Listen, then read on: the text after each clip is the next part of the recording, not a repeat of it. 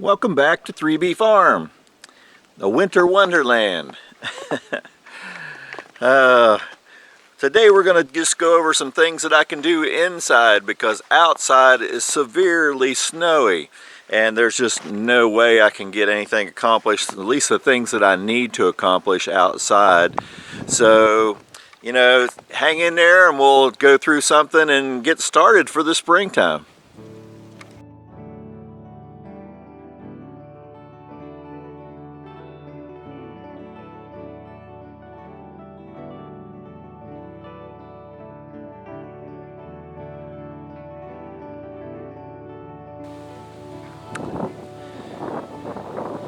Alright, so like I said, welcome back to 3B Farm. You know, we are still in a winter wonderland.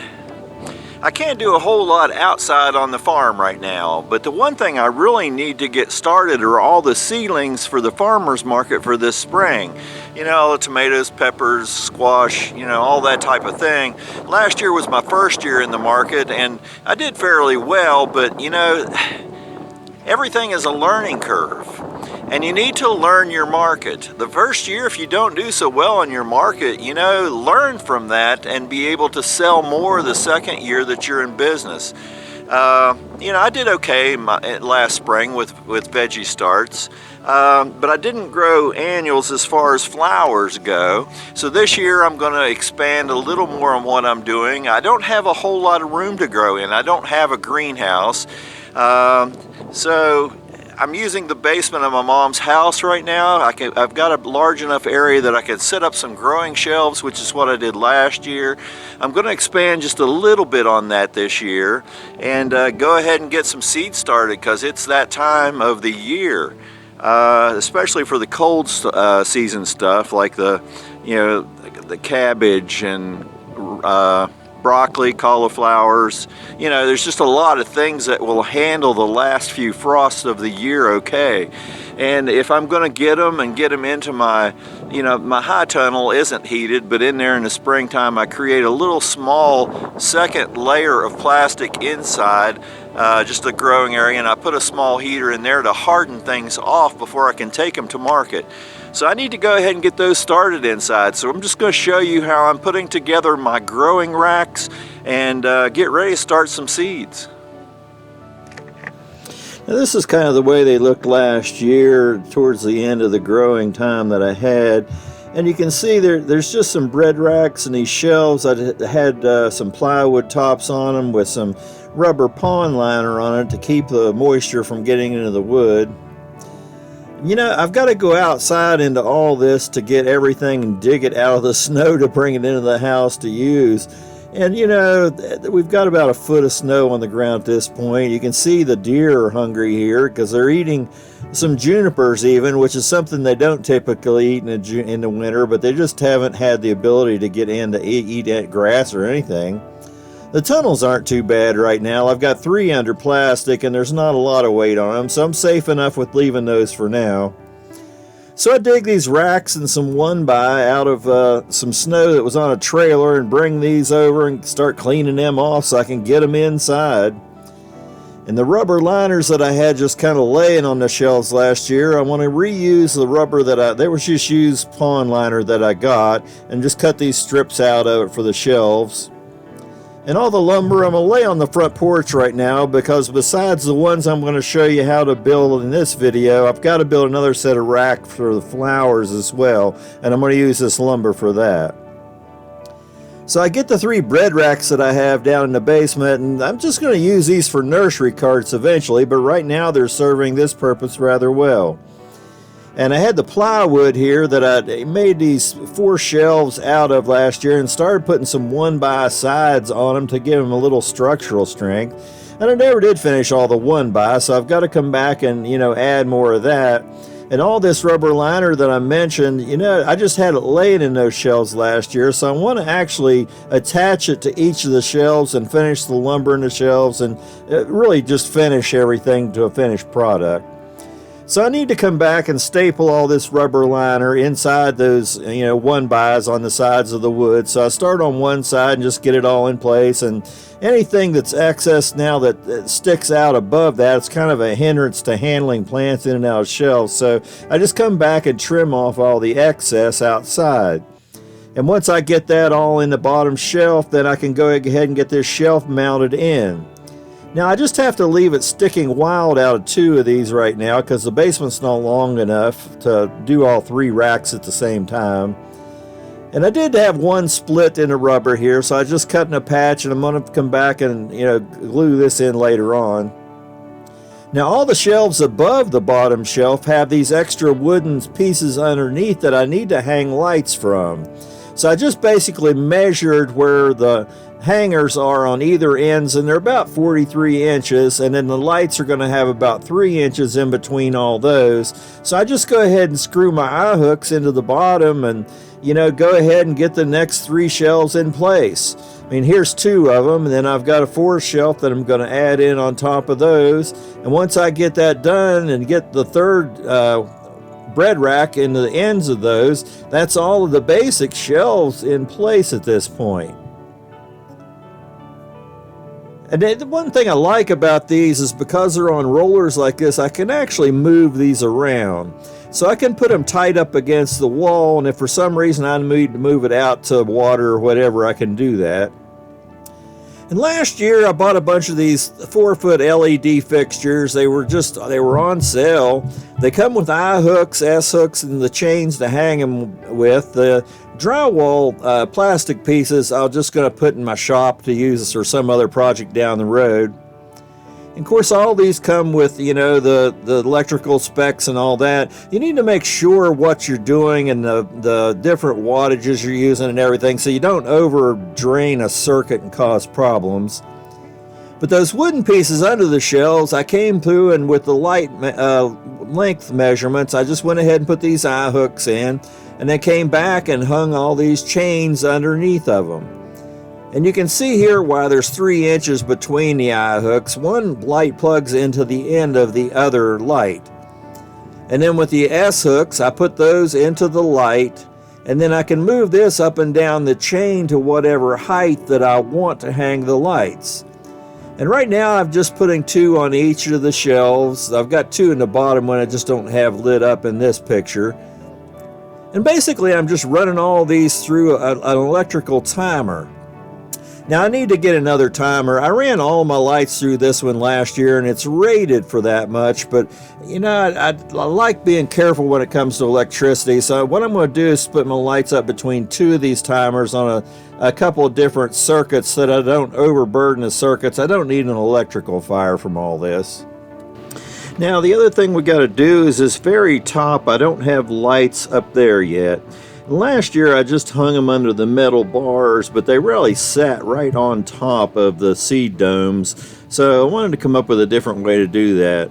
And these little metal things on the top are 3/4 of an inch wide, and I have some of these little pieces here that I set on top, so I'm just going to make something up that I can put on there, and it'll hold itself in place without actually having to screw to the metal pieces, because I don't want to mess up these racks, because I am going to use them in the nursery later on. So what I decided was I'm just going to make 4 little legs that come off, 2 off either side of that on the front and back, as like legs that sit down over that metal bar. So I'm just coming through and measuring out the parts for that. And to hold the light up above that, the 2 on the back side of that are going to have to just be a little bit taller than that. So that'll raise the light up above that wooden piece, and they can hang from there or underneath the metal bar, either one, with a chain from that. So I just go outside and have one buys. I found one good one. It wasn't cracked. These are all old and second hand. So I cut all the pieces that I thought I'd need, and what I'm going to do is I'm going to pre-drill all these parts, because this is old dry wood, it's pine, and when I start to put screws through this, I can just imagine all these little pieces just splitting and coming apart on me. So I'm just going to go through and pre-drill all of these parts. And then once I get things pre-drilled, I'm going to come back and start screwing all the parts together. And I'm just going to start with the two short legs that go on the front side on either side of these to begin with. And just slowly put it all together. It's just a process. I need 3 of these. And basically this is what the basic unit will look like, and then it will set down over these metal bars on top the racks like this. And the 2 tall ones on the back side, what I do is just put another extension that comes out past that and screw my eye hook into that to hang a chain for the light. So it can either hang down underneath that pole or up above the wood at some point if need be. And the other one in the middle here, I need the centerpiece that comes out from that as well, but because it needs to be a little wider and 2 lights hang on this, I put this extra piece underneath of it with eye hooks like this to hang the lights underneath there. And then basically I have lights for the top shelf in place too, except for that extra 2 feet out at the end, and we'll talk about that more later on.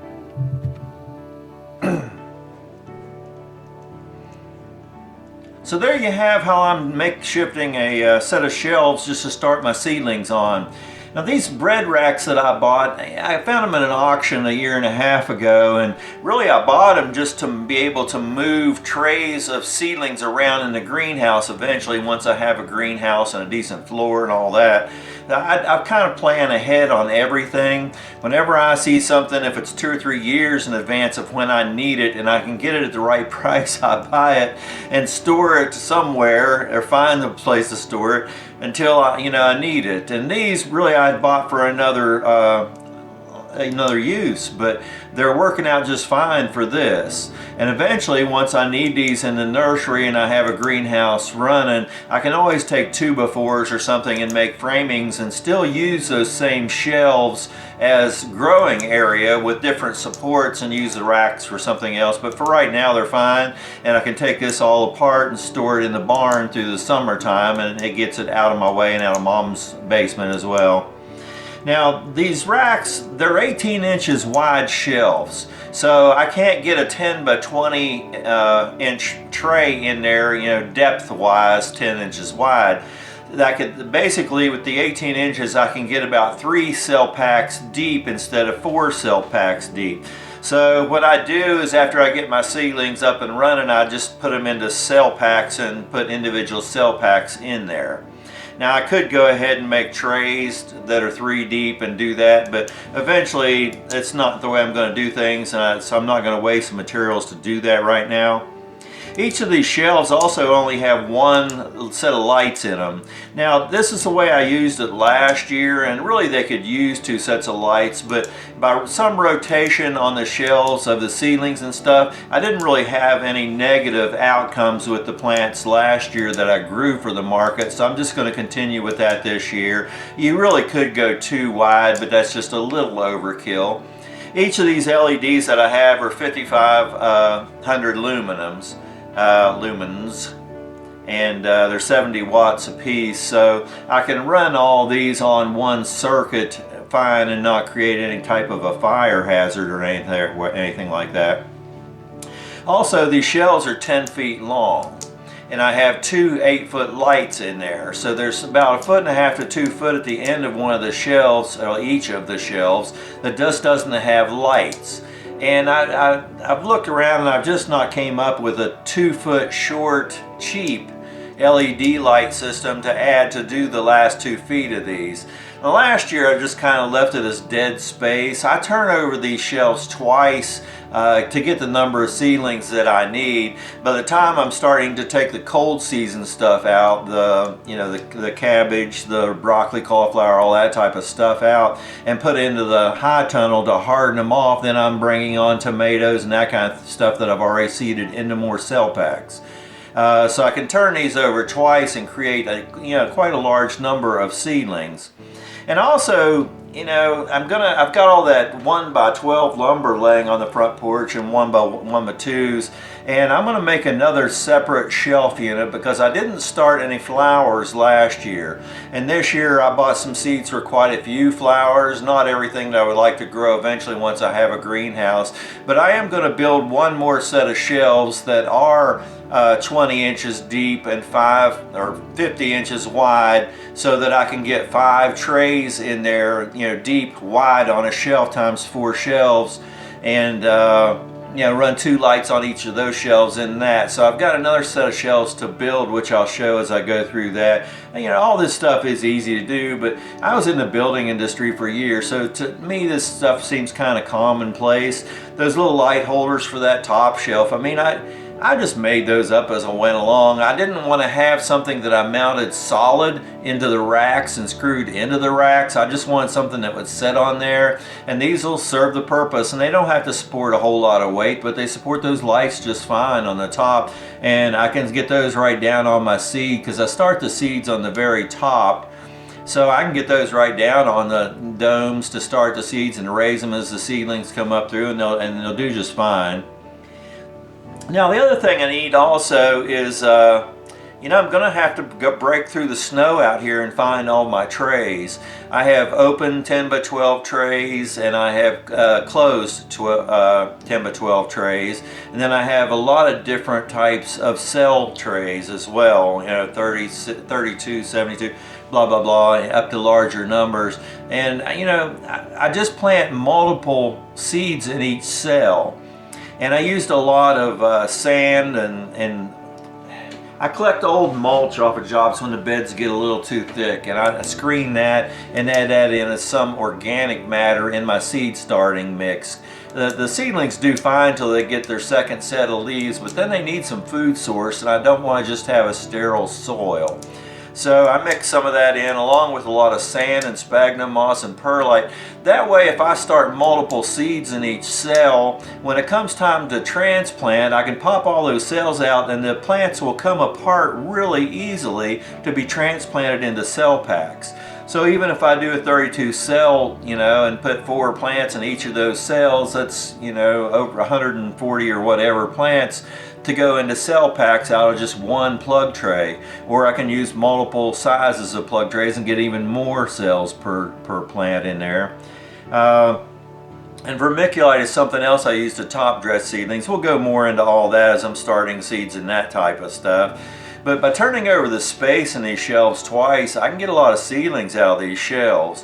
And I don't know if I can have enough room in the high tunnel to get my little greenhouse up and running to turn over the space in the flowers on those shelves to get a lot of those out or not.